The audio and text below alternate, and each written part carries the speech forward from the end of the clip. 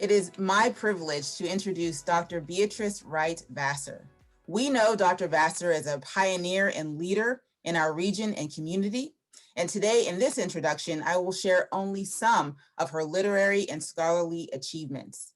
Dr. Vasser is the author of 2 poetry books, The Circle of Life Verses from My Journey, published by Numa Publishing in 2007, presented by the Period Incorporated, and The Color of Black, published by Mad Books in 2015 and presented by Alpha Kappa Alpha Sorority Incorporated.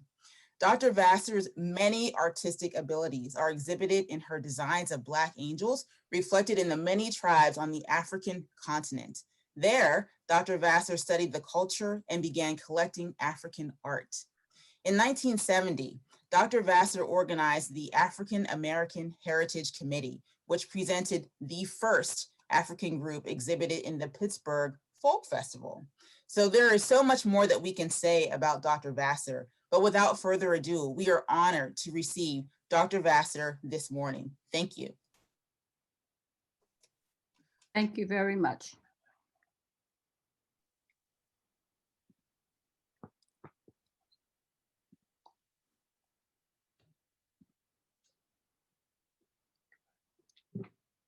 The death of my mother, a teacher in a one-room school, is my topic. And to discuss the Black family tragedy. Henderson, North Carolina is where I lived. And you see the map there. There's Henderson, and then you'll see Durham, Raleigh, Greensboro, Fayetteville, and all of the other larger cities. Henderson was a very small town.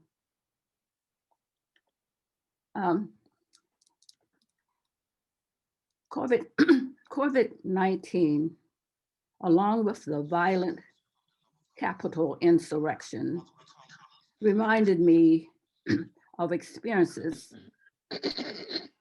I often felt and feel as a Black American, and especially a Black woman.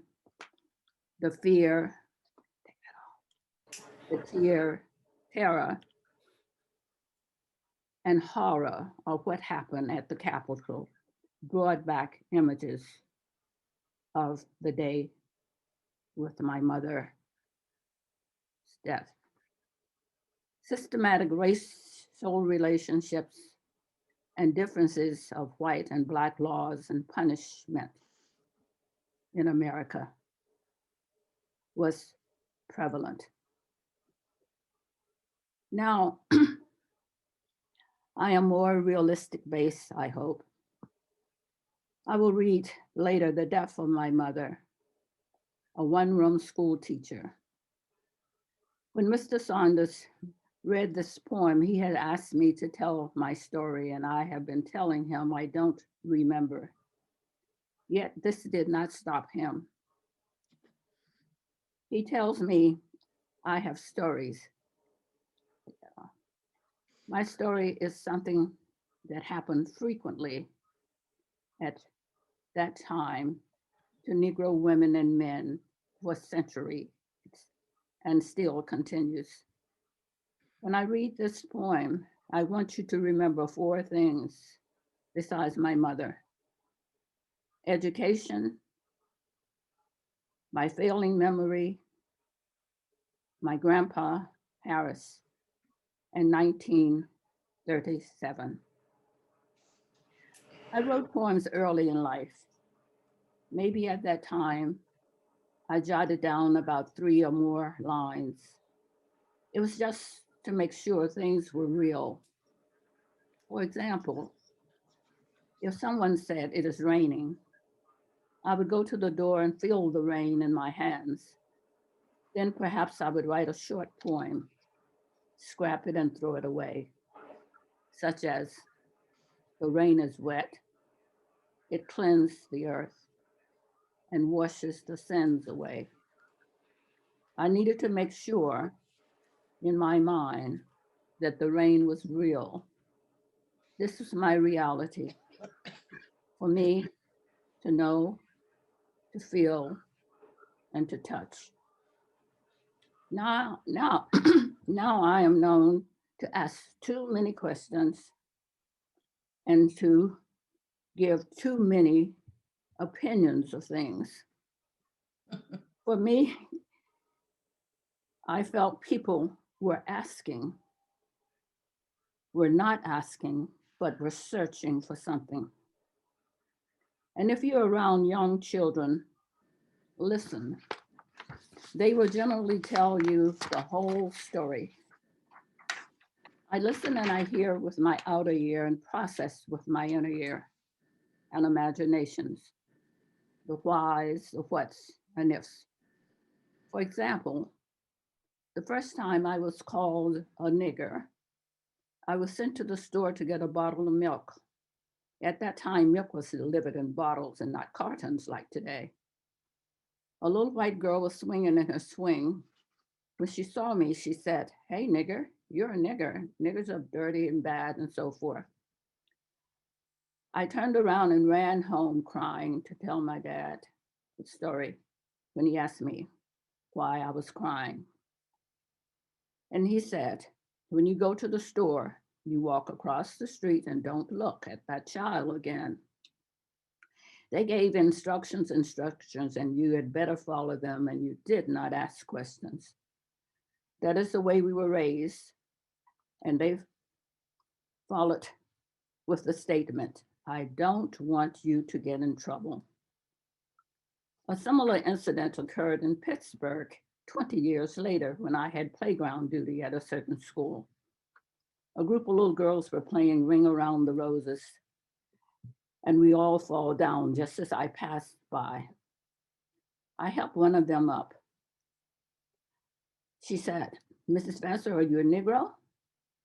The next said, "Are you colored?" The next asked, "Are you Black?" I said yes to all three.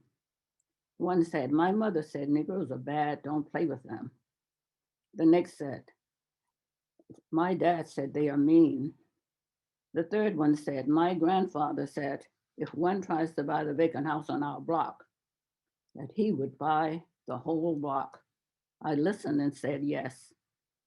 The bell rang and they ran to get in line and turned around and ran back and said, "But Mrs. Vasser, we like you." And I said yes again. The truth comes out of the mouth of babes. Train them young, or train up a child in the way he should go, so when he's older, he will not depart from it. Proverbs 22nd, 6th verse. Now, during my time in the South, there were segregation signs and also the sundown sign. When and where you are not allowed to come in town and designated areas after sundown or use of facilities designated white only. Please listen to the poem called The Sundown Sign. Perhaps it should have been called A Shooting Range or A Saturday Night Sport. The sundown sign, as I read it, the 1860 laws prevented slaves from learning to read or write. How can they read the signs? It reads, "Nigger, don't let the sun set on you." It reads, "White only in city limits after dark." It reads, "Run, nigger, run. If you can't read, run anyway."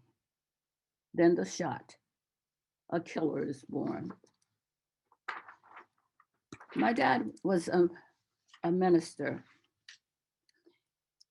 He went to Kittrell College Divinity School for training.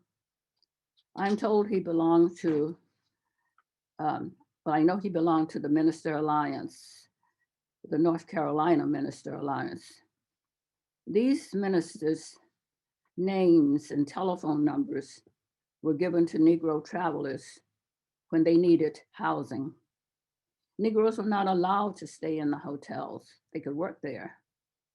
Most of these people were musicians looking for housing until they reached their destination. Henderson was a small town we showed you on the map. It was on #1 highway and near the larger cities of Raleigh, Durham, Greensboro, and so forth.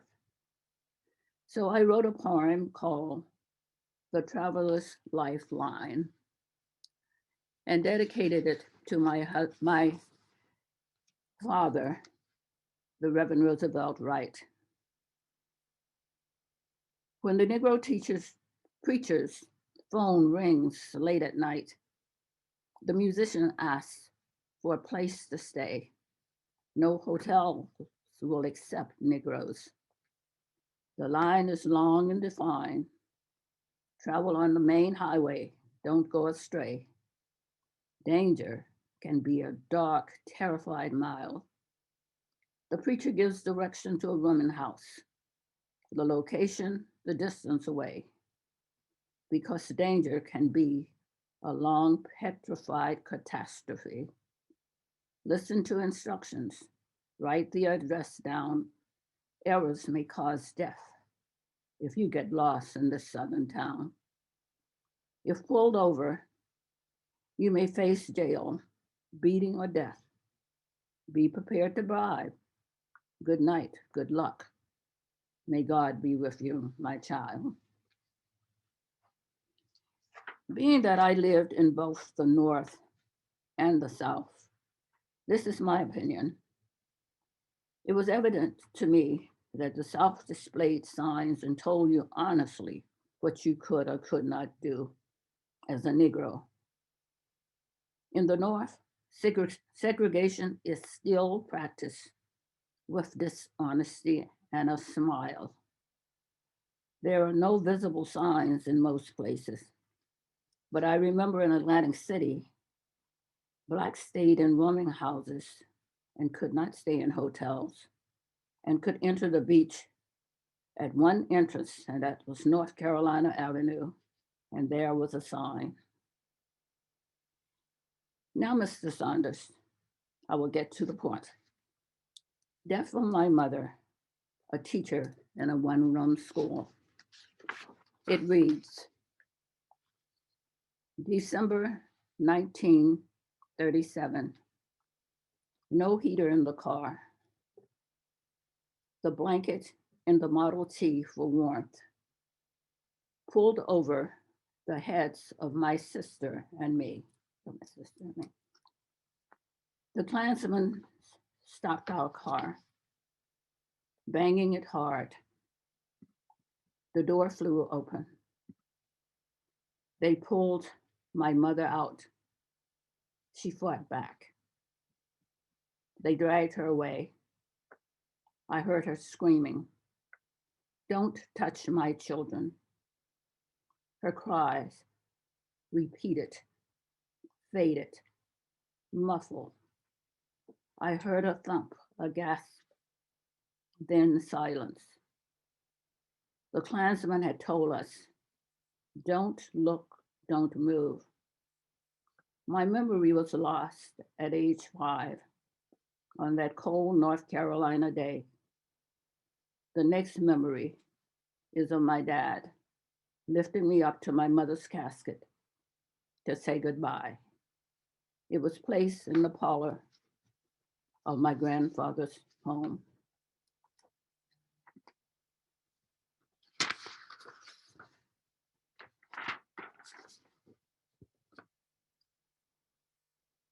My great-grandmother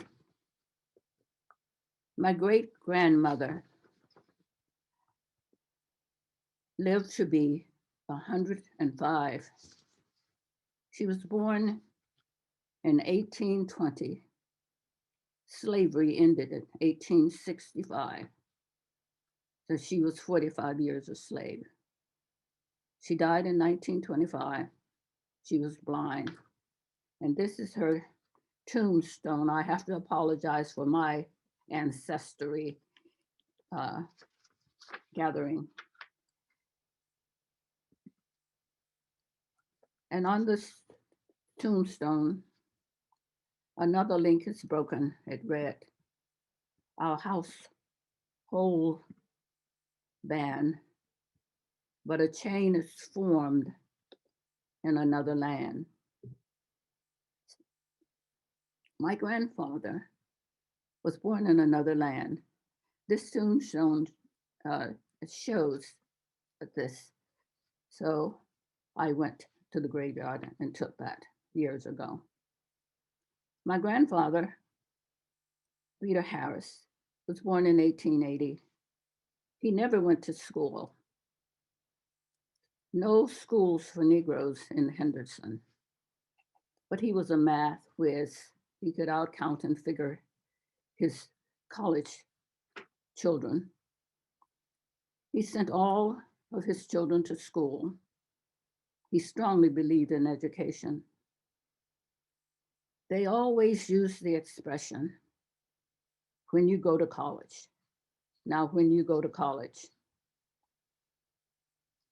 And so my grandmother, the family, was named Beulah Eden Harris, and she was born in 1886. She died in 1937.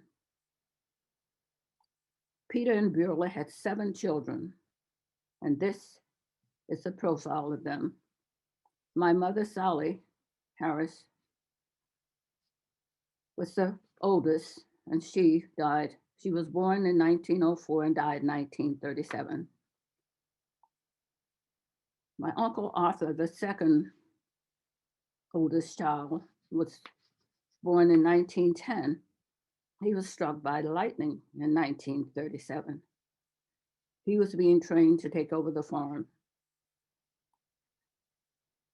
The other aunts and uncles, and my Aunt Maggie, she took over, and we did exactly what she said. She ruled the house. She was a teacher and a principal. My Aunt Elizabeth was a teacher and a principal.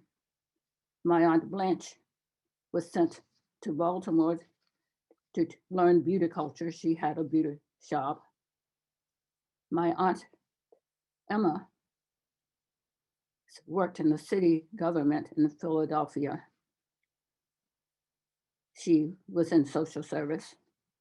My Uncle Andrew, went to Howard University, and he was a dentist. Thank you.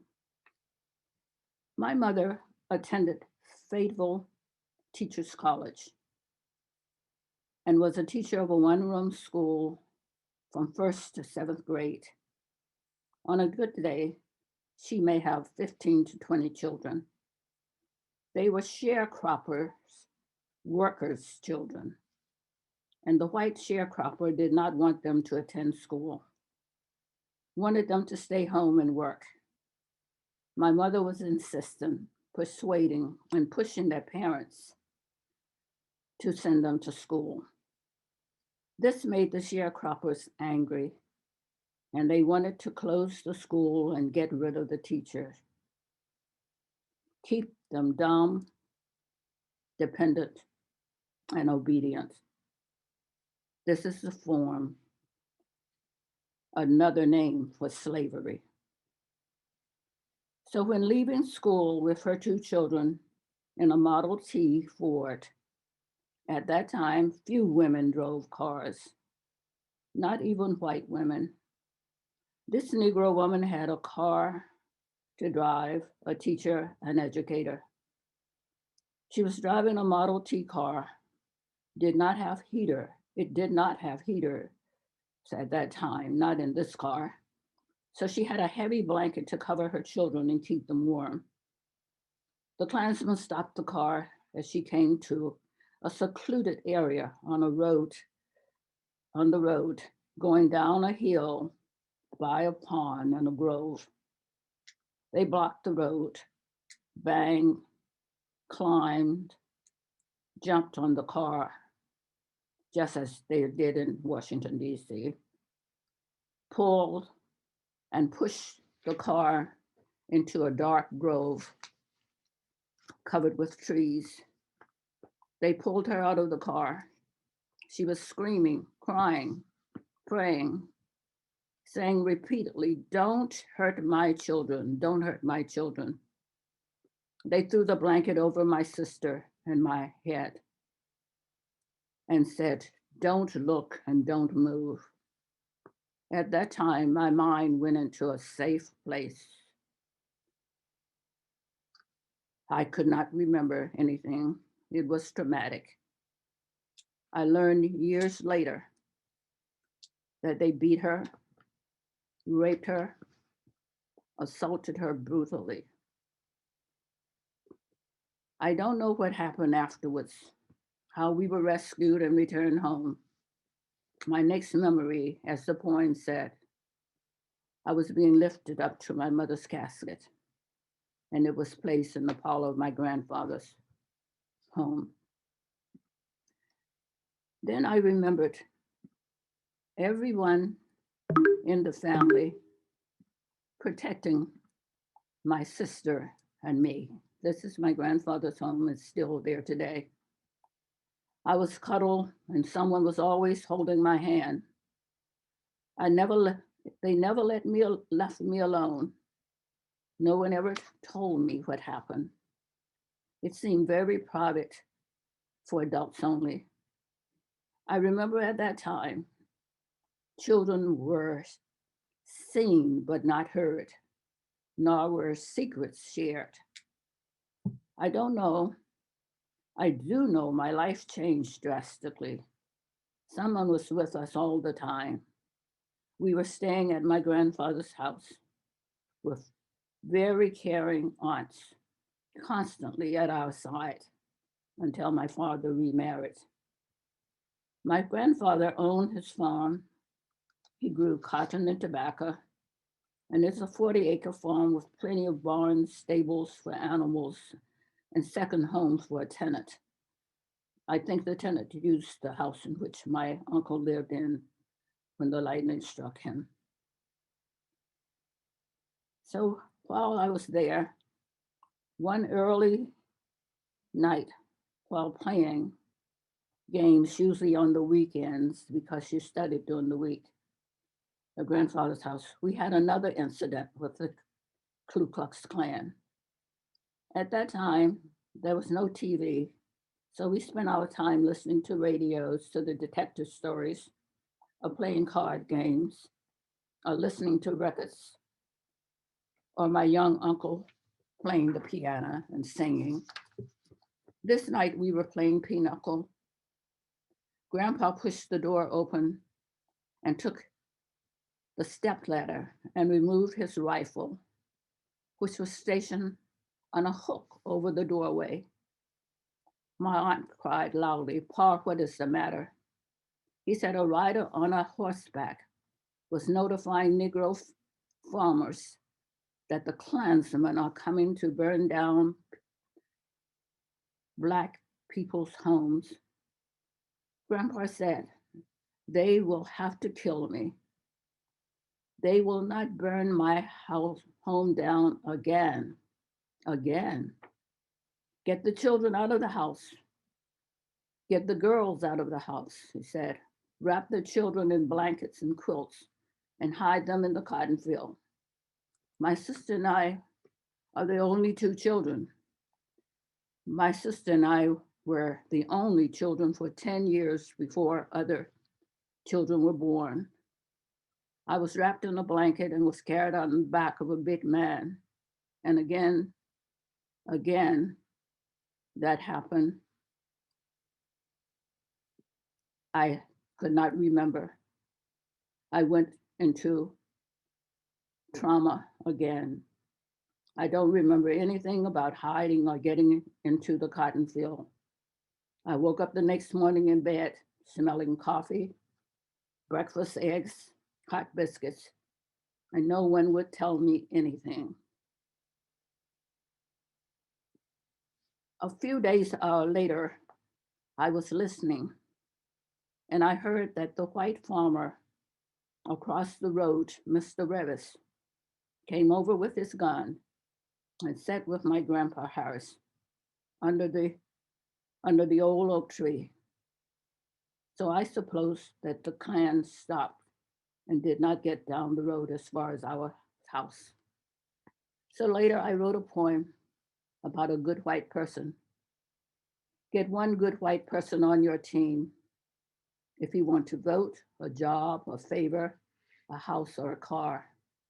If you run into trouble with the law, one word from them will drop your bail and release you from jail without a record or a criminal trail, or legislate the voting rights law of 1965, thanks to President Lyndon Johnson, a law signed. When in their group, they disregard the trouble you, but there's always one strong and true with legal and monetary advantage to promote a greater society.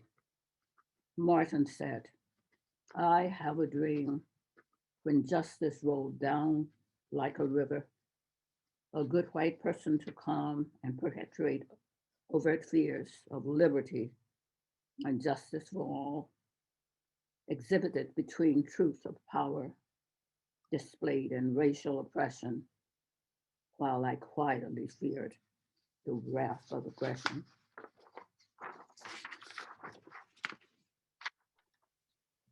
Well, then I learned survival skills.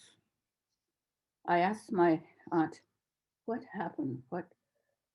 Why did Grandpa say the house, not again? She pretended she did not want to know what I was talking about. For later years, while I was swinging in the Lord, the old lieutenant said, that is where the whole house was, that they burned down. I'm much older now, and I listened to this person who said, you know, we never leave the house alone, especially on Sundays. That's when Negroes go to church, so they won't burn us out again. Then I knew that we all had learned survival skills and how to survive. I think psychology protected me with traumas of blocking out fear and disassociating myself with distance. My mind went to a safe place. So later, I wrote this poem, which it's and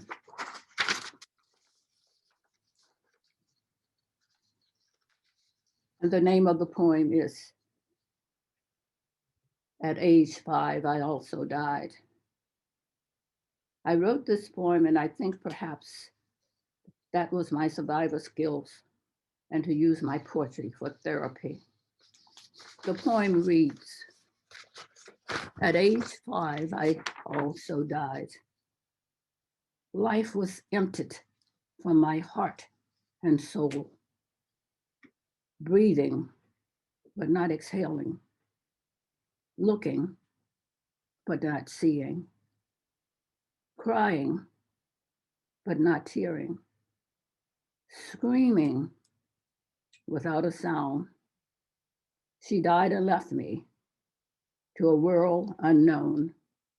Mother dead, my life long gone. Not with her, but I wanted to be. A silence harboring inside of me. The feelings killed the spirit of love. Pain penetrated my world at every stage. Physical death could wipe it all away. It did not come. I constantly prayed for years and 24 hours of every day to be beside her in her flowered, covered grave. Thank you. Thank you, Dr. Vasser, for that personal, moving presentation on your family, your ability to overcome and persevere under such inhumane odds under a reign of terror. Now we're going to transition over to Alexis, who will conduct Q&A. We look at questions in the chat. Alexis, thank you, Dr. Vasser. Thank you. Right now, we want to open up a Q&A session to the attendees. If you have questions for Dr. Vasser, please place them in the chat, or we will try to see if we can view everyone on the video screen. But ideally, we would put our questions in the chat, and we will allot 5 to 7 minutes for questions beginning now.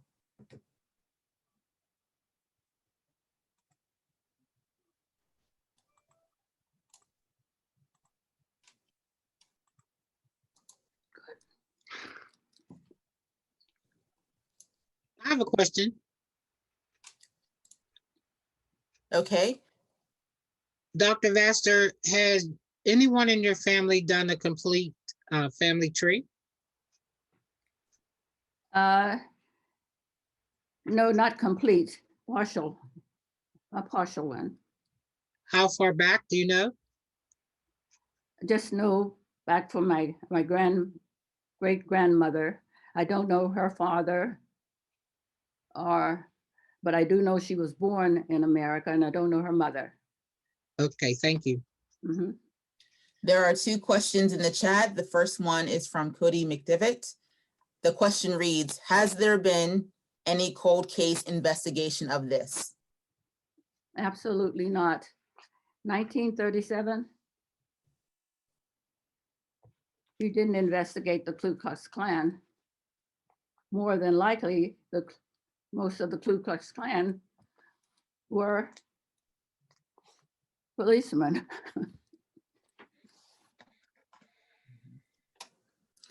The next question is from Pamela Haywood.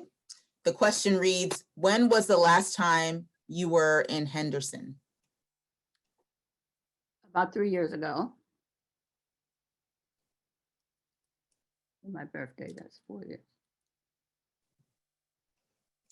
Are there any other questions from the floor? Many people are saying thank you, Dr. Vasser, and I would add my thanks to the course that is in the chat that you can read for your presentation and for sharing with us this afternoon. Thank you.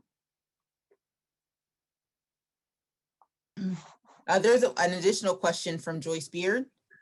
Have any of your memories come back? Oh, yes. I was so overprotected and they were so busy taking care of me that I don't even remember not remembering because there was someone always there to cuddle me, to hold me, and to protect me. And remember, I was the baby grandchild for 10 years before anyone else was born. So every aunt and everyone protected me and my sister. An additional question from Millie Mickle. Thank you for sharing. And have you published books of your family story and poetry? If so, what are the titles? Yeah. No, I haven't published books of family. I just have done some poetry books. Most of my poetry, I really sometimes don't even know when I've written the poem because I dream about it at night. And a long time ago, I would have a tape recorder and I would tape it. And then I would get up and I would write. And like this last poem, I don't even remember where it came from. So it was in my collective memory somewhere. And that's how I wrote. I think it was a therapy for me. Mm-hmm. An additional question from Dr. Stephanie Body. Dr. Body asks, how has your family's love and faith been healing bombs during this time? Well, all of the people that I showed you are dead now, because I'm in my 80s, and I am the oldest living grandchild, oldest of any. All of those people are dead, and a lot of them died before they told me anything. It must have been a secret. Don't tell her, she might go into a trauma. Let's protect her. And that's what they did. They would not tell me anything. An additional question from Beatrice Sanders. She says, thank you, and thank you for sharing, Dr. Vasser. And have you had a formal recording of your stories? No, Beatrice, thank you. That's my namesake. She's on my father's side of the family, and she is doing a ancestry for the right side of the family. Thank you for calling. I think you are in California or one of those six way down there. Las Vegas. Las Vegas, yes. Thank you, Beatrice. I'm glad you're listening. An additional question from Dr. Letitia Clipper, my mom. She asks, do you feel that our current society is moving towards this behavior from officials? You're asking the wrong person, because no, I don't think so. I think that some of the things that we were facing back then, we're still facing now. Mhm. And it's done with laws. It's done undercover that we don't know. Just, just coming to Pittsburgh to buy a house, we couldn't buy one place where we wanted to until my husband, who's a Pittsburgher, his friend was in the banking business, and he said, if you need it, we will give you a loan. He couldn't even get a loan, and he was teaching. So it's still happening all over the world. All over the world, all over America. All over the world too. Right. We have time for 2 more questions. The second to last question comes from Dr. Artie Travis. What is one thing you might say to young African Americans so they do not give up hope in today's world? Well, first I say get an education. And if you will notice, when I was reading and I said, look at education, you see, my mother was attacked because of educating Black people. You have to get an education, and you have to learn and be perceptive and look and see what's going on. And don't hide behind a cloud and deny yourself that this is not happening. Mm-hmm. You have to be open-minded. I'm not going to say not so that you are unhappy. You have to learn how to protect yourself and learn the rules of the game. And there are many rules of the games in American history. And the last question that we are able to take today is another one from Beatrice Sanders that reads, Dr. Vasser, your father's parents' home also burned down. Do you know if the Klan was involved in that? No, I don't know that, but I do know that according to the information that I had gotten, that when the Klan wanted to get you, they could find a way to do it. And especially, there's a big farm out there that for on the other side of my family, just beside a golf club. And they wanted that land for a long time. So it's possible that that happened. But they're still there, thank God, they're still there. Well, there are several more questions in the chat, but we have to turn, we want to say thank you so much, Dr. Vasser, for your presentation today and for sharing these memories and these sobering words that are applicable to us even today. I want to turn the program back over to our president, Mr. Ronald B. Saunders. Thank you, Alexis and Dr. Vasser. Thank you. Now, we want you to stay with us for the next few minutes. We're going to have a synopsis of the film, Deacons of Defense. And I will introduce the young lady who will she will moderate the film, Deacons of Defense, Anita Russell. Anita is a certified professional life coach, a John Maxwell certified life coach, and international best-selling author. Her career experience includes pharmaceutical R&D, international best-selling author. Her career experience includes pharmaceutical R&D, learning and development, project leadership. She is the founder and creator of The Place to Soar, a social enterprise dedicated to cultivating change from the inside out for the purpose of unleashing human potential. Anita coaches clients to become the person they aspire to be by examining the person that they are and deciding how to move towards living their best life. Anita's publications credits including Cultivating Change from the Inside Out, The Power of Being Human, releasing in March of 2021, Musings of a COVID-19 Baby, a story featured in Voices of the 21st Century. Resilient Women Who Rise and Make a Difference, releasing in February 2021. A Spiritual Mentor, I Want to See Lonnie's House, a sibling story, released in 2019. She is passionate about building community, inspiring change, and giving back. This sister's done an outstanding job of building our website. And she is the dynamic Anita Russell that I turned the moderation of the film of Synopsis, Deacons for Defense. Anita?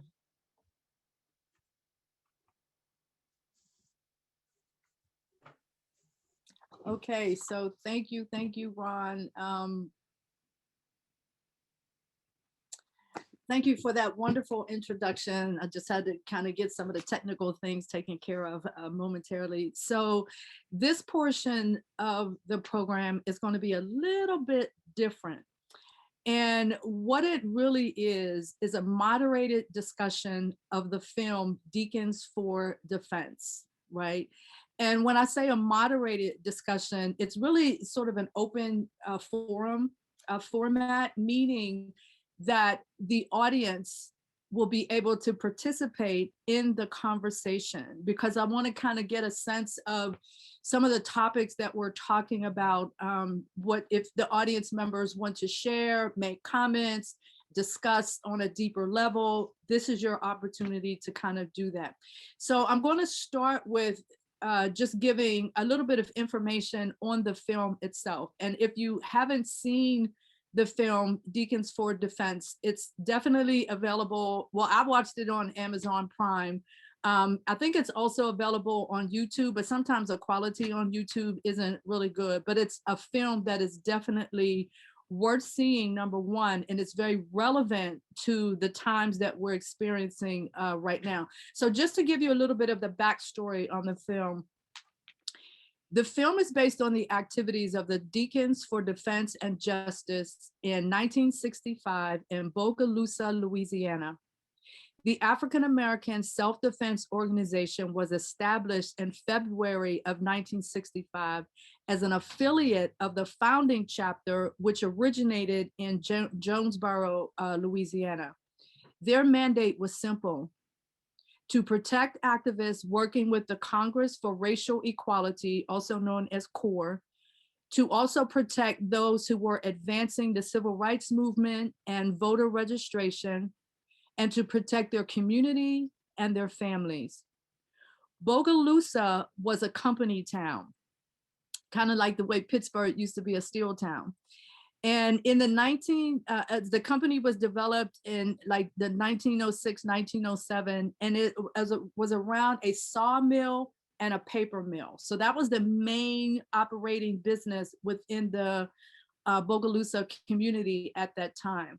So in the 1960s, there was a lot of domination by the Ku Klux Klan, blatant racism, segregation, and terror, as we just heard from Dr. Vasser and how that touched her life very personally.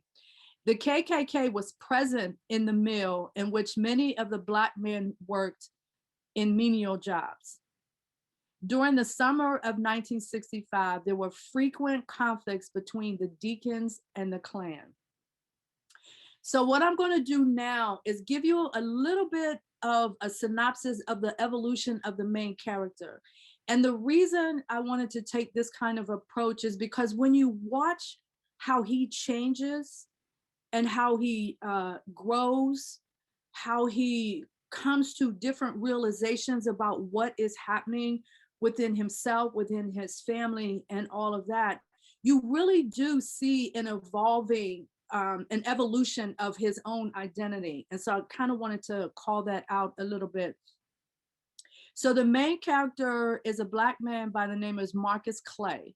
And he works at this sawmill factory that I was just describing. Now, what is interesting about him that connects him directly to the story that Dr. Vasser just told us is that he experienced childhood trauma as well. So in the opening of the film, there's a scene where he and his father they're out hunting.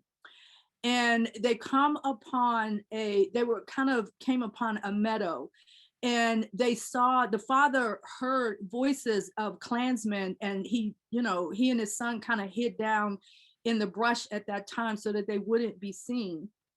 And when the Klansmen left, the father apparently knew what they were doing, right?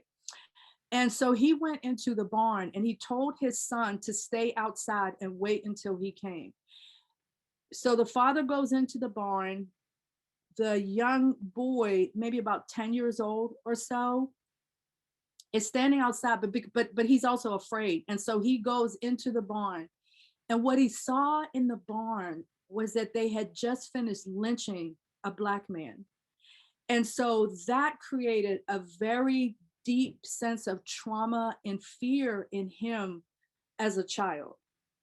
So then when you get to the point where he's now an adult, that trauma still shows up for him. And it shows up for him in, number one, recurring nightmares. It also shows up for him in his resistance to the movement, the civil rights movement, and all of the things that were kind of going on with Dr. King and all of that in that time period. So he carried a little bit of fear, not a little bit, but he carried fear as well as resistance with him into his adulthood.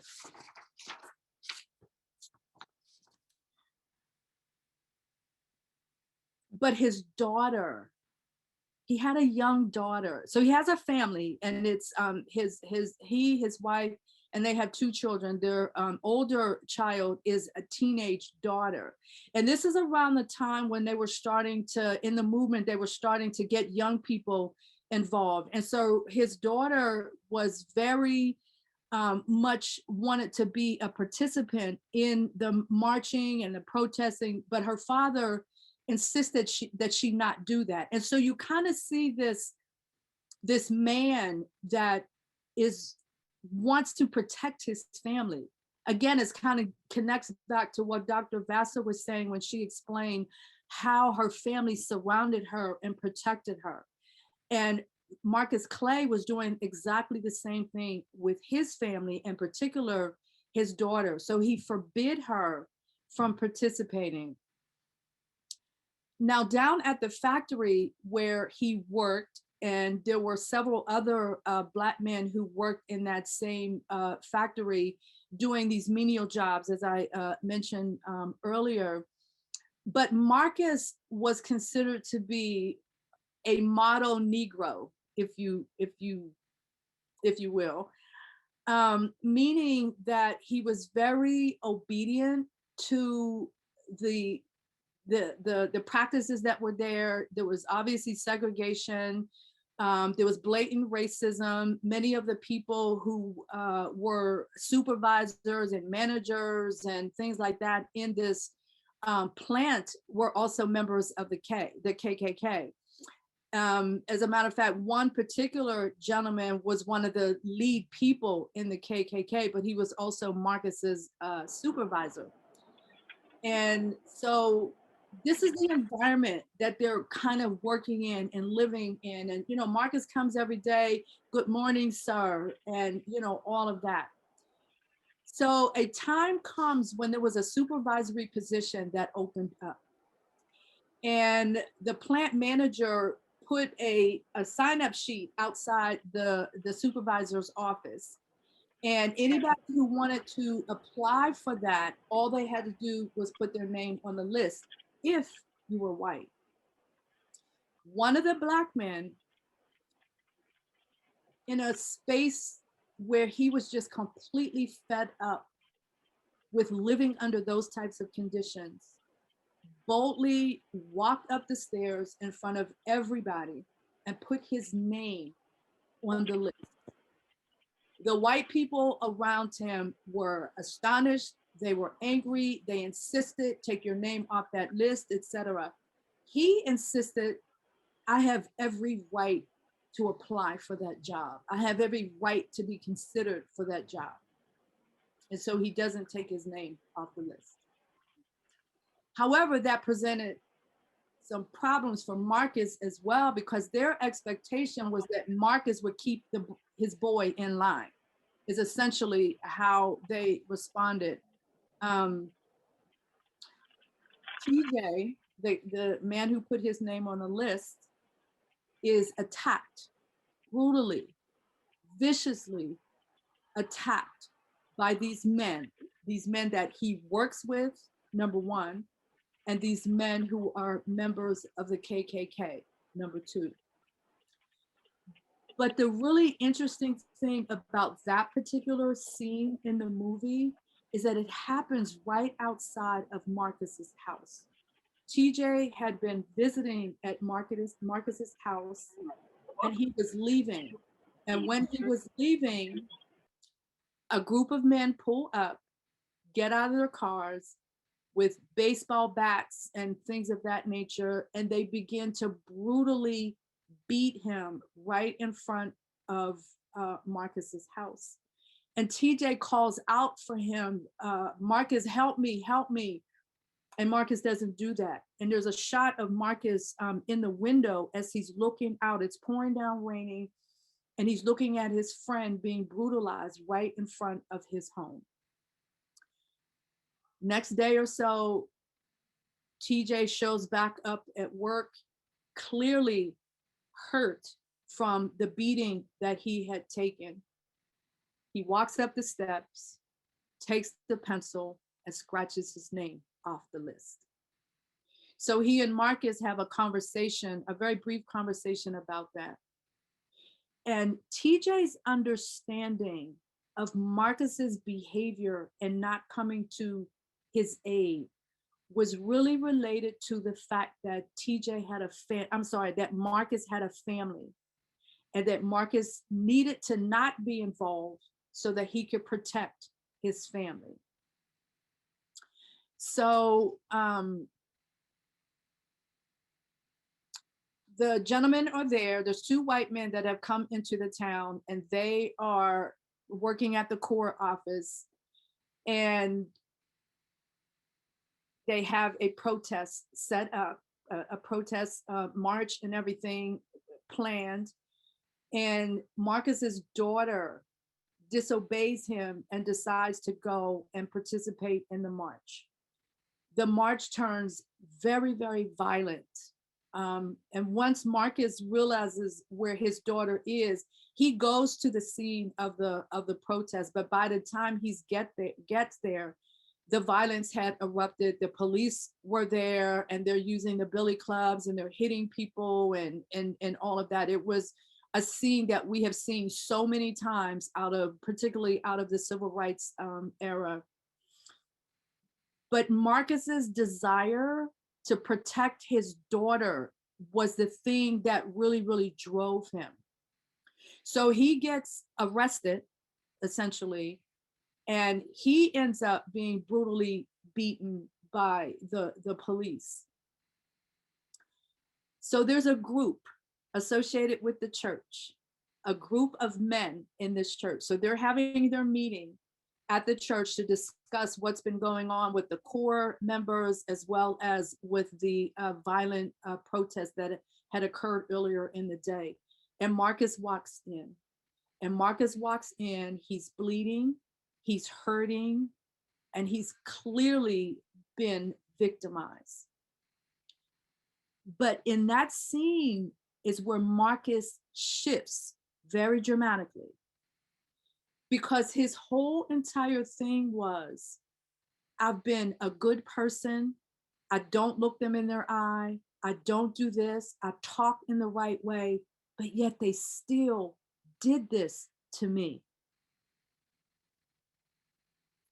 And he came to a point where he declared, they don't even want me to have the thought that I am a man.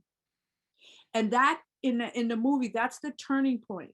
And that is the point where they come up with the idea and sort of elect Marcus to be their leader of establishing the chapter of the Deacons for Defense. So there's lots of confrontational scenes in the movie at that, where the KKK is starting to realize that, you know, these Black men, they have guns, and things get really, really heated, and things get really, really intense at that point. I'm not going to tell you the ending of the movie. I'm going to let you sort of go and watch it. But I wanted to kind of lay a little bit of the groundwork for the movie so that we can move into the discussion. So there were several significant lines in the movie that I'd like to call out, and then we're going to go to topic one. At one scene, the civil rights workers, the two white men, are led out of town, and the police officer who leads them out of town makes a really profound statement. And it's basically saying that the reason that I'm not killing you, or that we're not brutalizing you, is because your skin is the same color as God's. And then Marcus, in a conversation with the police officer informs him, protecting your daughter is not a privilege that you actually have. And then, as I mentioned earlier, Marcus's moment of reckoning came when he realized that they don't even want me to have the idea or the thought that I am a man. And then one of the KKK leaders describes Marcus as a rabid animal that needs to be put down. So when you look at all of that, and you look at Dr. Vasser's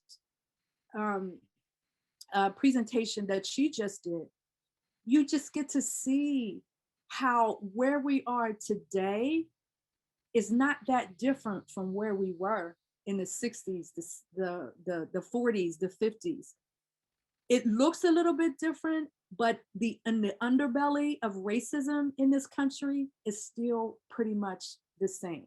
So we're going to go into topics. We have 4 topics. I'm going to kind of introduce the topic. I want people to just kind of, particularly the people who are historical experts, and if anybody wants to share their own experiences. I know I have my own childhood trauma story as well.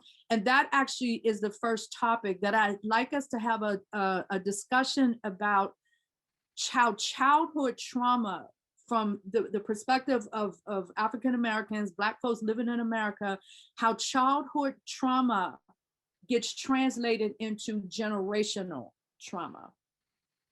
So this is sort of the open forum. Anybody can kind of jump in at that point. At this point, as I mentioned, I had my own experience with childhood trauma that I did not really completely have reconciled in my life until I was a full-blown adult woman. So yeah, so that's our topic, our initial topic. Any of the panelists or speakers, or anybody that's on the thing, this is your opportunity to kind of engage in the conversation at this point. You can also pop a question or comment in the chat box as well. I would like to make a comment about family as community. When I was a young child, particularly where I lived. Can I just ask one thing, that when you speak, because I can't see you, so when you speak, if you just could say your name, that would be great. Okay, this is Lorraine. I was just gonna make a comment about family and community. When I was in grade school, I went to a Pittsburgh public school. It was predominantly white because of the neighborhood where I lived, which was Fineview. And at the time when I was very young, my very closest friend was a white girl who had several siblings. And we all of us that lived in that particular street, within that particular quote unquote block, most of those people were my family. So there were a couple of experiences that I had as a child with her as a friend that I can't really pinpoint what was said, but I could tell that I was not considered equal And it was kind of interesting because I had a family member that lived next door to that family. And if there was something that I was about to get into that this particular family member, who was a cousin, thought that I should not be involved in, he would always, quote unquote, come to my rescue. So I think one of the things that happens nowadays is that families they're not as cohesive as extended family necessarily, because of whatever reasons where they live in particular. They don't always have those protections. And I think that's kind of what comes out into what you were saying about the Deacons of Defense. A lot of the Black people in the older days, particularly in the South, they were cohesive groups. They lived and worshiped and worked, as a group in the area. And so they were probably more in communication with each other, but they also were all felt a sense of community where they needed to protect and defend themselves. Yes. Thank you, Lorraine. Lorraine. Thank you so much for that. And that's a really, really valid point. Our communities are not quite as cohesive as they used to be.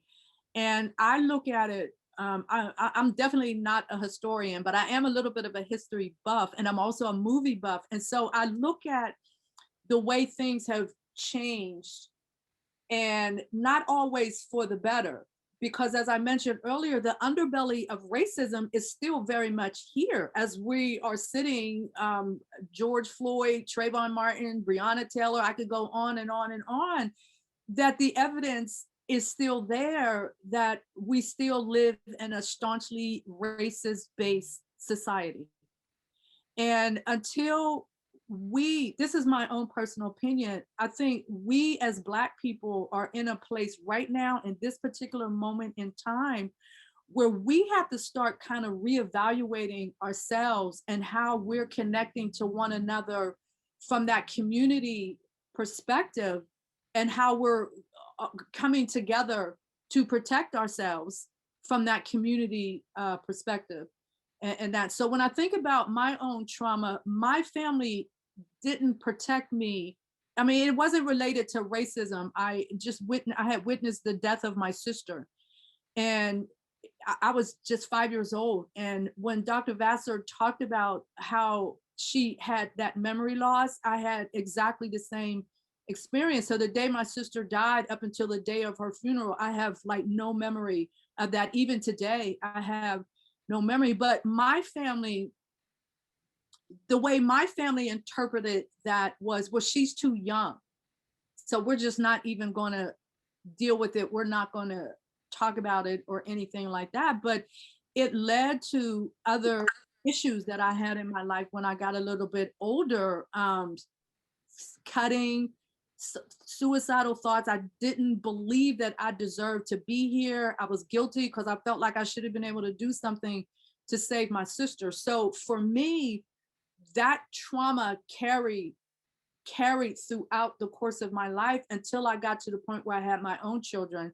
And it was at that point that I realized I needed to do something about this, because I didn't want that to become a part of their lives. And so that's that generational thing that I'm kind of referring to. So are there any other comments on the childhood trauma to generational trauma?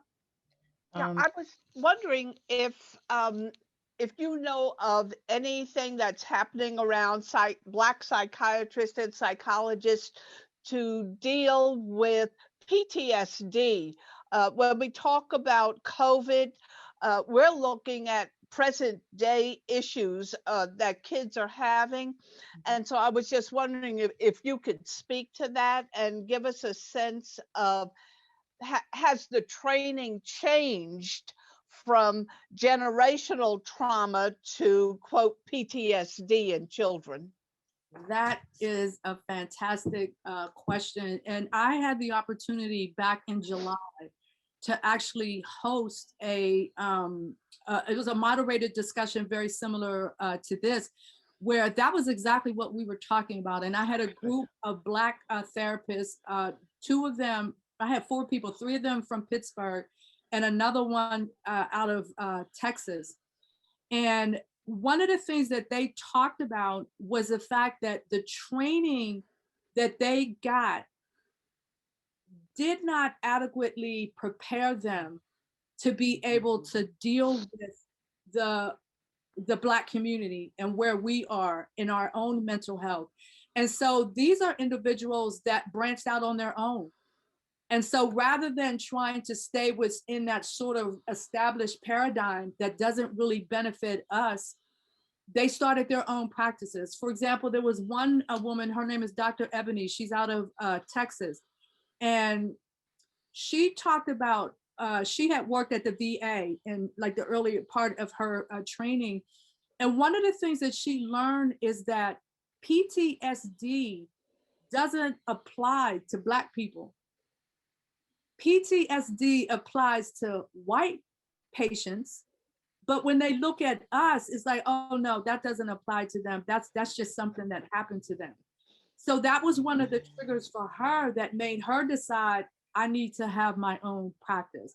And so there are lots of Black therapists out there and counselors and social workers who are very cognizant of these particular issues that have really been blown up in our faces as a result of COVID-19, but they're doing something about it. There's a gentleman here in Pittsburgh by the name of Julius Boatwright, very much involved in addressing some of these issues. He has a company called Steel Smiling, STEEL Smiling. He's an incredible resource for understanding what this generational trauma looks like for Black people. So there definitely is a movement in that direction. We have a couple of key points in the chat to share. This one, dovetailing on the point that you raised with regards to trauma and PTSD.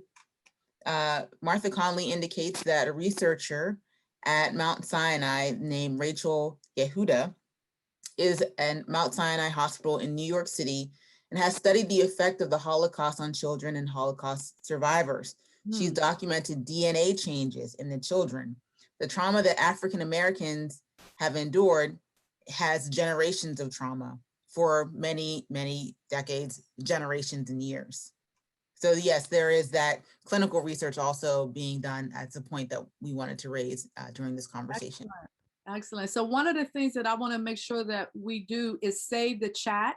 So then we can go back and kind of refer back to some of those questions that people were, or comments that people were asking. So now we're going to move on to topic number 2, which is the idea of defending our community.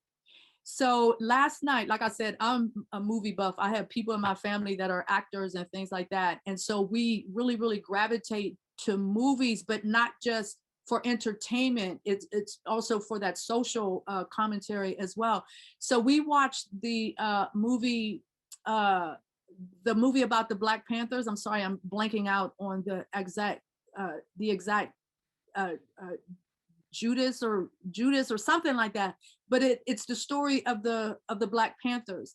And so if you understand the history of the Black Panthers, they started off like, we just want to protect our families. We want to protect our communities, very much along the same lines of what the Deacons of Defense, the Deacons for Defense did. And so it's just always interesting that there's this underlying sentiment that's related to racism that we don't even have the right to protect ourselves and the right to protect our families.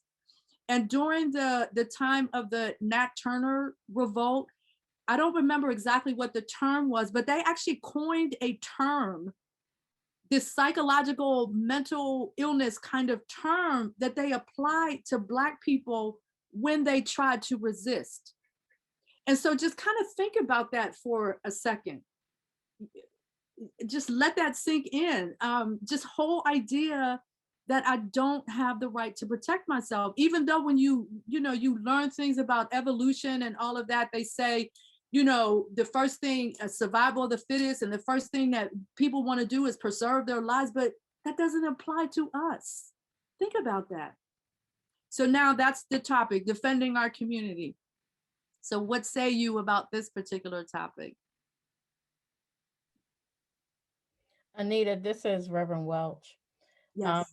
I'm not sure if you saw it, but the last interview that Cicely Tyson did with Gayle King, she relayed an interviewer who said to her in her portrayal in Sounder Yes. that he was offended because the little boy that played her son called his father daddy. And the white interviewer said he felt angry because Black children shouldn't have the right to refer to their fathers as daddy in the same way his child could refer to him. And so to think that in this day and age, I'm not sure when the interview was, but there's this idea that we don't even have the right to family, to identify family in ways white people do. And does that contribute to our trauma as well, that we don't have that basic right?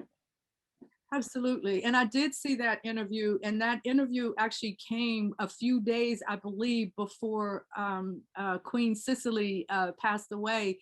And she also, in an interview with Oprah, she shared that same story. But there was also another story that she had shared. I don't remember, it might have been the Gayle King interview, where she talked about, no, it wasn't. It was somebody else interviewing her. But the topic of the Elle magazine cover came up. And she talked about how 40 years prior, she was invited to be interviewed and I guess to appear on the cover of Elle magazine. And they had provided ice cream for her. She doesn't eat ice cream. This individual insisted that she eat this ice cream. Come on, everybody likes ice cream. That, and even attempted to take some of the ice cream and put it in her mouth. She walked out. She didn't do the Elle interview. She didn't do, she wasn't on the cover. Now here we are 40 years later, and she's relating this story. It took you 40 years. Number one, you never reached out to me about the fact that I was offended to the point where I didn't even want to do the interview. That is examples of exactly what you're saying, that and it really goes to this whole notion of looking at us and not seeing us as humans. See, that blows my mind when I really get my heart and soul and spirit into understanding that there are people out there who can literally look at every last one of us who is on this event today, look at my grandson who is only a year old and not even see us as humans. So my question always is, at what point, I've asked this question before, at what point do we begin to really deal with the pathology of that thought process? Because it's not us. It's not us.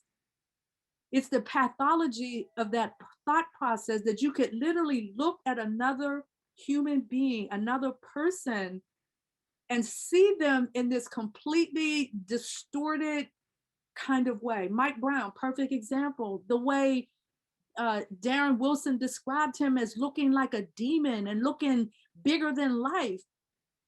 That is something that resides within you. It's not me, it resides in you. You can't tell me I don't have the right to defend myself or to defend my community. I think, Betty, you had a comment? Yes. Was it someone else? Okay. No, go ahead. I was just wondering, part of the problem is people's inability to name the problem. Mm-hmm. And then once you name it, you have to go to the next step and accept it as reality. And as long as you can have a parallel universe in terms of where this is where I exist, and therefore you do not exist in my world, then you really have no right to exist at all, because I determine what is valid and you're just not valid. And so trying to have a conversation, you hear a lot of people say, well, let's talk about our similarities. Well, it's not the similarities that keep us apart. It's the differences. And until we can begin talking about the differences and how to really explore what that actually means in day-to-day living, I don't know where we go from here. It's kind of the idea of self-determination. Like, I have the birthright to determine what my identity is as I walk on this planet. But I live in this racialized society, to your point, where there's this parallel universe rather, that doesn't even recognize who I am. But at the same time, I think one of the tragedies of all of this generational trauma and all of this that we're talking about, is that there's so many of us who kind of buy into that. Yes. To me, it's self-determination. When I think about Nelson Mandela, that was his primary argument against apartheid, is this whole concept of self-determination. What gives you the right to deny me that? Well, I think there's another piece of it. We accept it. Yes. And our self-hatred allows us to continue in that mindset, which prevents us from this kind of self-determination that allows us to excel rather than self-destroy. Exactly. Let me just say, from a historical standpoint, the African-American community has a robust history of defending their communities, going back to Reverend Henry Highland Garnett in the 1840s, 1850s, 1860s, who believed you take up the arm to defend your personhood, your community, your women and children. So we do have that in our history. If you look at the Tulsa massacre in 21, Black people pushed back initially. Mm-hmm. Right. And this is what happened. You had the National Guard, you had the whole forces of evilness pour down on that massacre. The same as in Elaine, Arkansas in 1919, a few months after the Great Red Summer riots in Chicago and throughout the country. So Black people have always had that ability to defend themselves. You look at Brother Robert Williams out of Monroe, North Carolina. In 1963, he was head of that NAACP unit there. And he said, I'm sick and tired of our women and our children being flogged, put on the back of cars, and brutalized and intimidated, etc. So he asked the national chapter for help and assistance. He didn't get that. So Brother Robert Williams decided, well, us Black men and women, we're going to defend our community. Make a long story short, he subsequently would go to Cuba, come back, and he would settle on a farm in North Carolina. But one thing he did do, very similar to what the Deacons do, he backed down those forces. He backed down those forces that were there to intimidate, brutalize, and to maim. Black people weren't brought in this world to be brutalized, maimed, terrorized, or murdered. So he understood that in that historical context. And you look at what the Deacons for Defense, basically getting their cues from Robert Williams, Henry Highland Garnett. So we've always had that, a sense in our community, but we would defend our community. And very often, even during antebellum plantation times, African-American men were actually lynched, murdered, and brutalized for defending the honor of a Black woman who was selectively chosen at any time by the master. So we have to be clear on what we did in the context of defending our communities. But even Brother King, let me just say this, then Brother King, some of the core members and some of the other pacifists tried to say, Martin, well, you got about 7 or 8 guns in your house here. And, Martin said, well, I believe in self-defense and, it's a strategy. That was a strategy. Passive resistance was a strategy. But the reality is, Brother Martin understood sometimes in the rural South and various other portions of this country, the only thing that separated brothers and sisters from the lynch rope was that 12 or 16 gauge shotgun, and King understood that. But as a tactic, we could not go with that.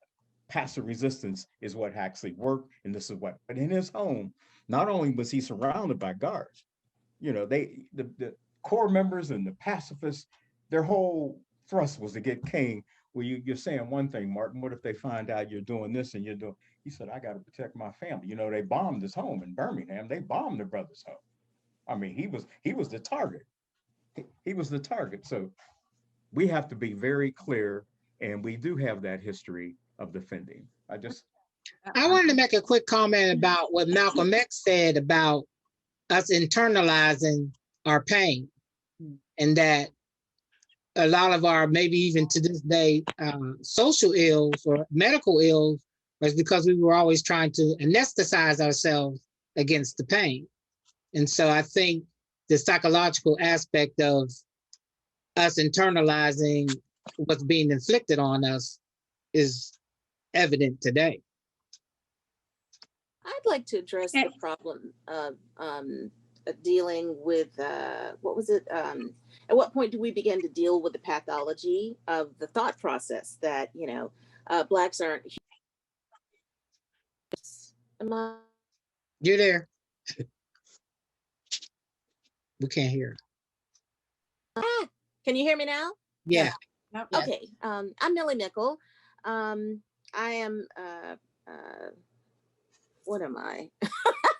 I'm a professor of English at Penn State, and I teach African-American studies, among other things. And so one of the ways to deal with the pathology is to understand its origins. Y'all been mentioning lynching, and yeah, that's a big part of it. No one person is, born and automatically programmed to be a racist or, a slave or whatever it is. You have to be broken and, indoctrinated into that. So my mentor, Dr. Trudeau Harris, published a book. It's called Exercising Blackness. And in the first part of it, she describes what was going on, particularly in the earlier part of the 20th century, lynching bees. So, similar to quilting bees, white folks would have what they called a lynching bee. So this was a family affair. The point was to, torture and brutalize and, burn alive or kill, some Black victim for doing whatever, and then have a picnic. So the kids are there watching this. The ladies are getting the food together, but in the background, in the foreground actually, is the torture and killing and brutalizing, of some poor African-American person in the South. And so, whether they burned them alive, whether they, killed them and burned them, afterwards, rooting around in the ashes for bones as trophies, this kind of thing. So just imagine, children witnessing this and, seeing their parents, engage in this as if this is normal. So I teach this to white students as well as Black students. And, they're shocked by this. One other way to deal with the pathology is to read fiction and poetry as well as nonfiction. For African-American studies, the history is embedded, it's encoded in the fiction and the poetry. And if you think about it, it makes sense. If you are a member of an oppressed group, it's difficult for you to articulate directly and clearly that, these situations happen and that it's awful dealing with racism. But if you put it in fiction, it gives some distance, if that makes any sense.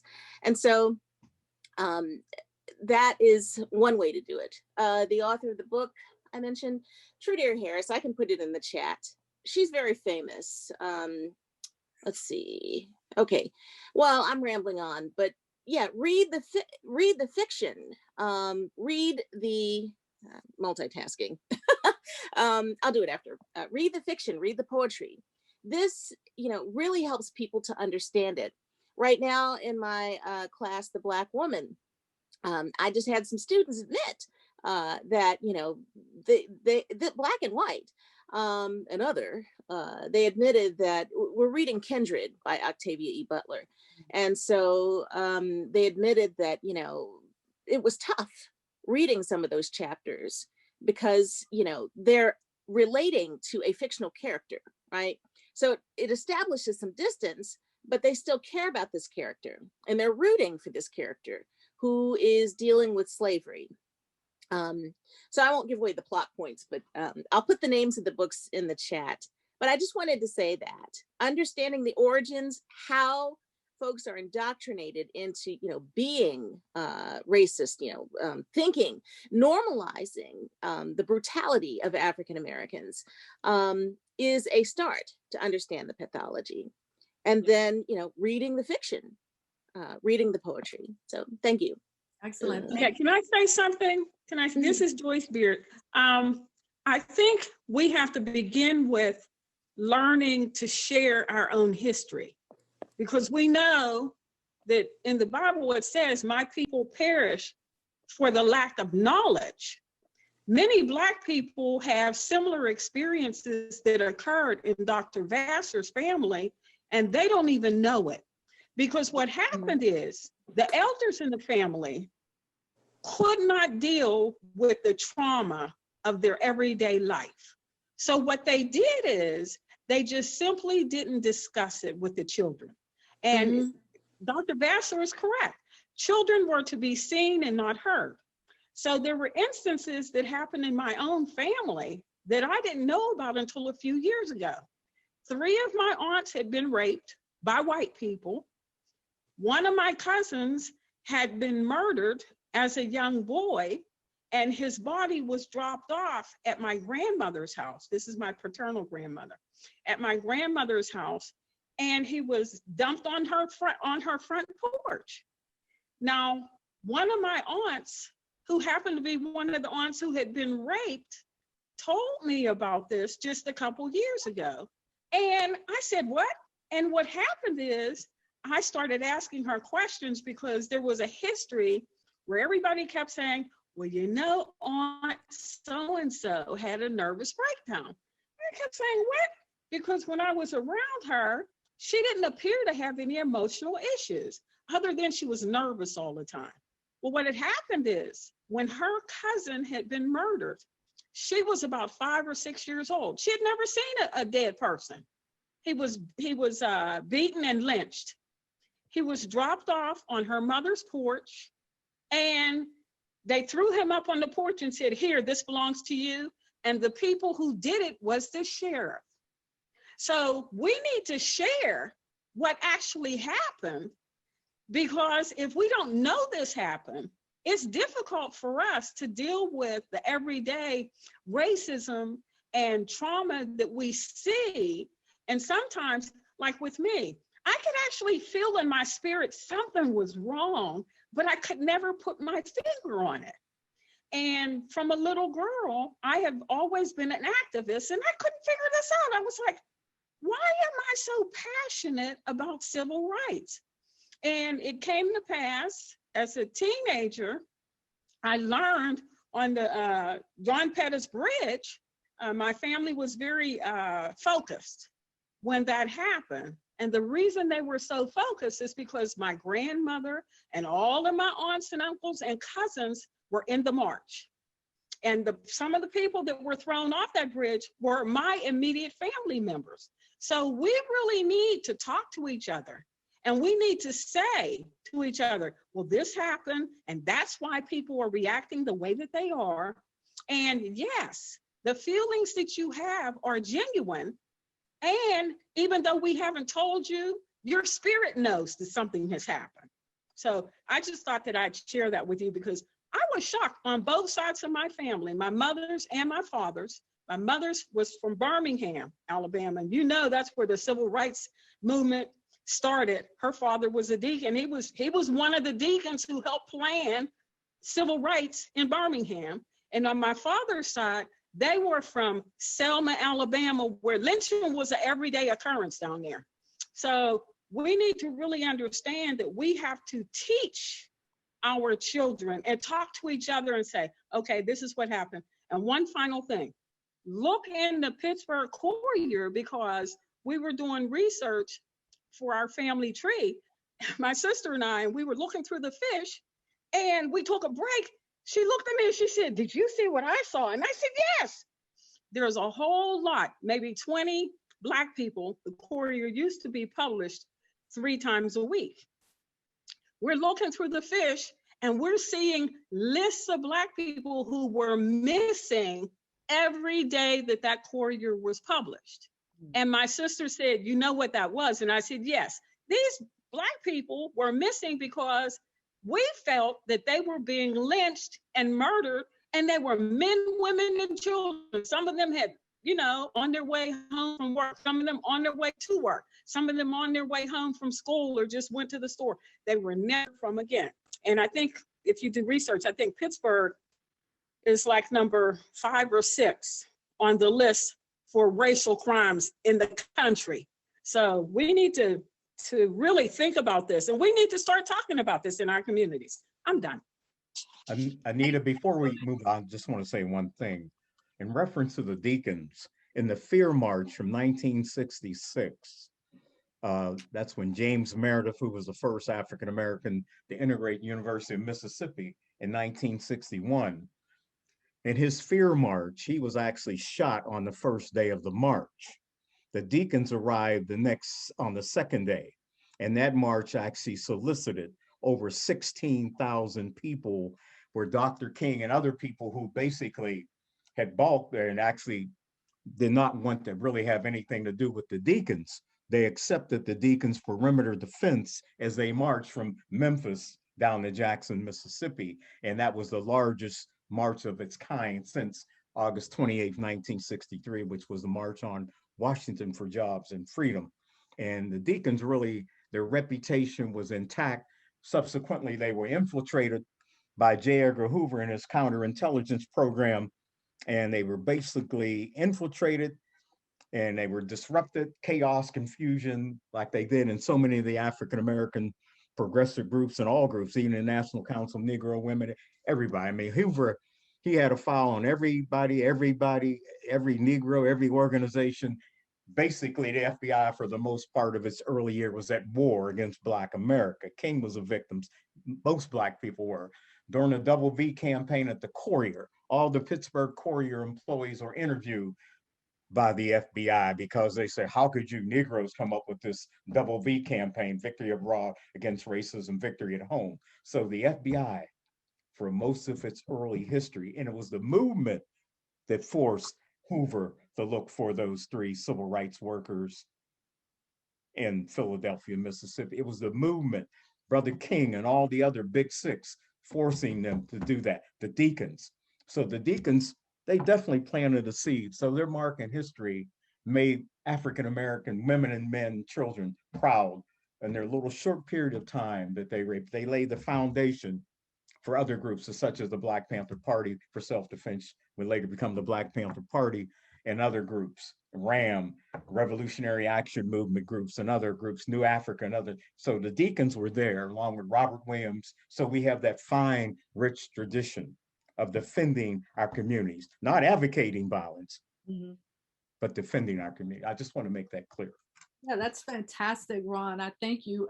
There were 2 other topics that I'm not even going to bother to really go. Number 1, we're out of time, and number 2, we've touched on both of them. The third topic was white rage against the Black community. We've already kind of had some commentary on that particular topic. And then the last topic was contemporary perspective, the Black Lives Matter movement, anti-racism, and the January 6th insurrection. So I think a lot of the stuff that we talked about kind of touches on those. And so what I'd like to do at this point is just kind of end this discussion with the movie trailer, and then we'll close out. We'll hand the podium back over to Ron, and he'll close us out.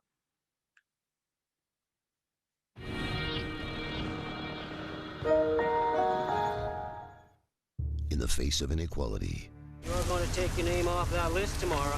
I got a right to have my name on that list! one man will rise to the occasion. I'm not afraid, and I am no less of a man than you are. He is like a rabid animal that's completely uncontrollable and needs to be put down. Forrest Whitaker stars in Never again! Tickets for the fans! Tickets for the fans! Tickets for the fans!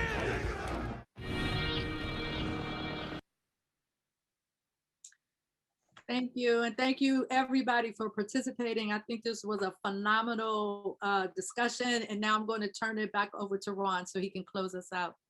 Okay, thank you. Stay for 5 more minutes so I can close the program out with some very, very important information. I will read a proclamation from Governor Thomas Wolf, the governor of Pennsylvania.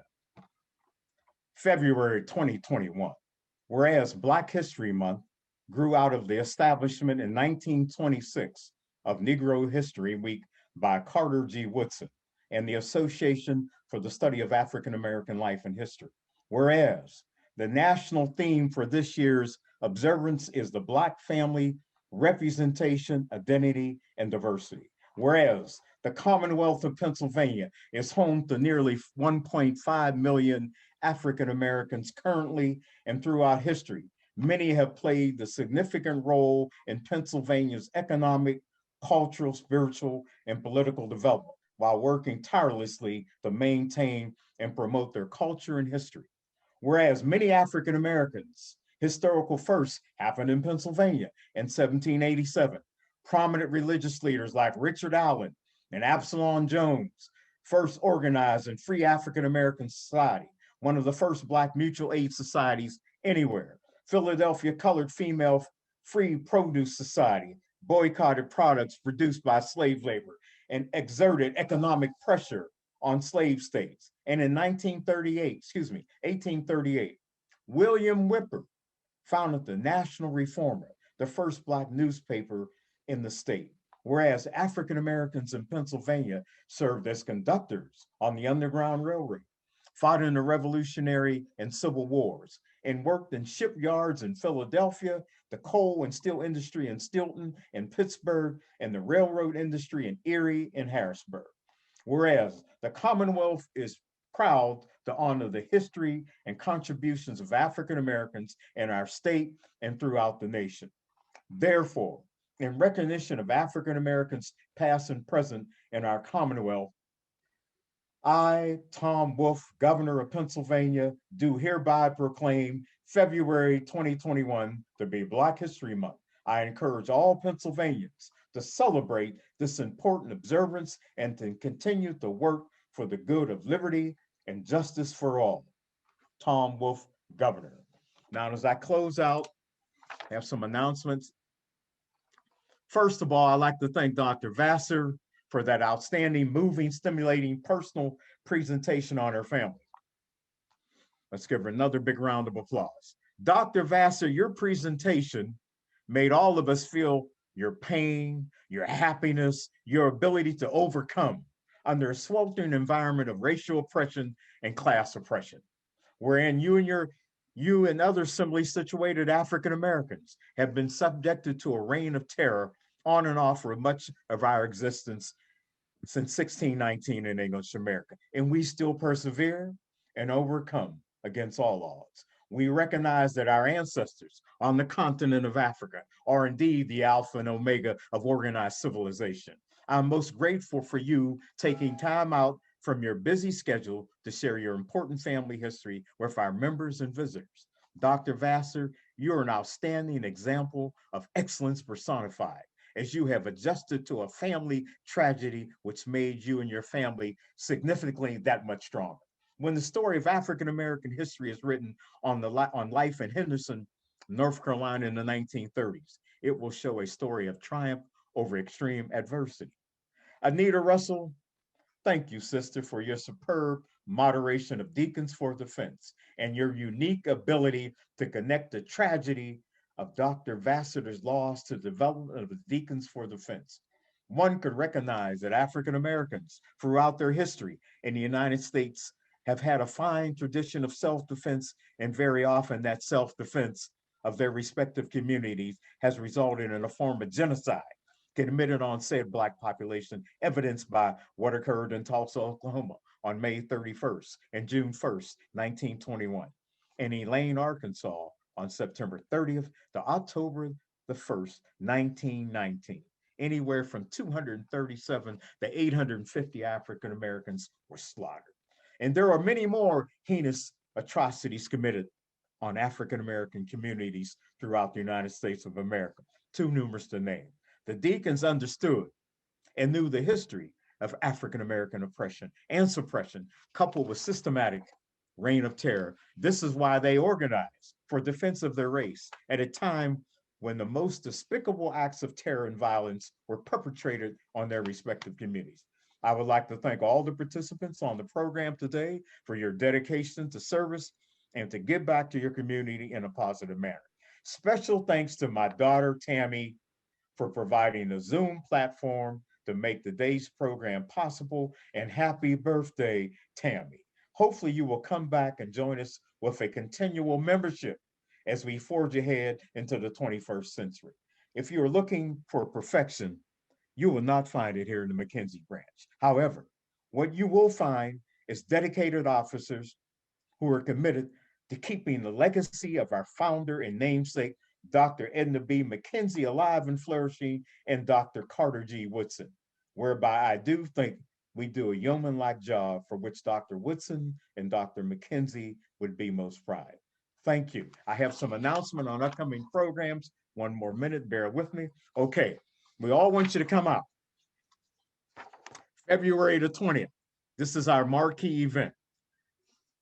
It's a paid event featuring conversation between ASALH National President, Dr. Evelyn Brooks Higginbotham, the Victor S. Thomas Professor of History and African American Studies at Harvard, and brother Dr. Henry Louis Gates, the Alphonse Fletcher Jr. University Professor and Director of the Hutchins Center for African American and African American Research at Harvard. See the event flyer on the ASALH website to register. Let me make this clear. If you register for this event, please indicate that you were referred for the Dr. Edna B. McKenzie branch. Moving along, March 13th, we have another dynamic sister who's scheduled, Dr. Danielle Cunningham. She will give an outstanding presentation from labor strikes to club women's institutions, the rich traditions of Southern Blacks women's organizing. This sister has received all kinds of acclaim. You see her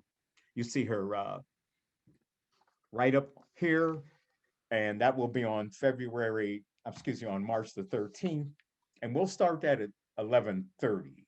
We'll have a business meeting from 11 to 11:30, and we'll start that promptly at 11:30. Then in April, we have an event with all the ASALH branches in Pennsylvania.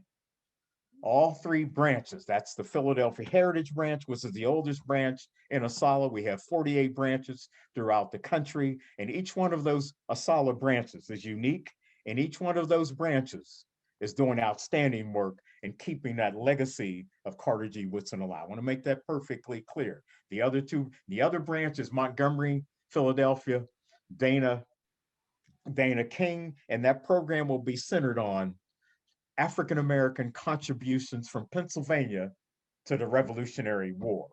That will be on April the 10th, and that is a symposium, and that will run from 9 o'clock to 4 o'clock. We have our branch historian, Alana Carter, who will be presenting branch history. There's some other things which will shaping out on that program, but it's about African Americans in a Revolutionary War and the Pennsylvania contribution. We hear very little about African American contribution from Western Pennsylvania in the Revolutionary War. We actually helped to bridge that gap with some more meticulous research and scholarship to actually present that.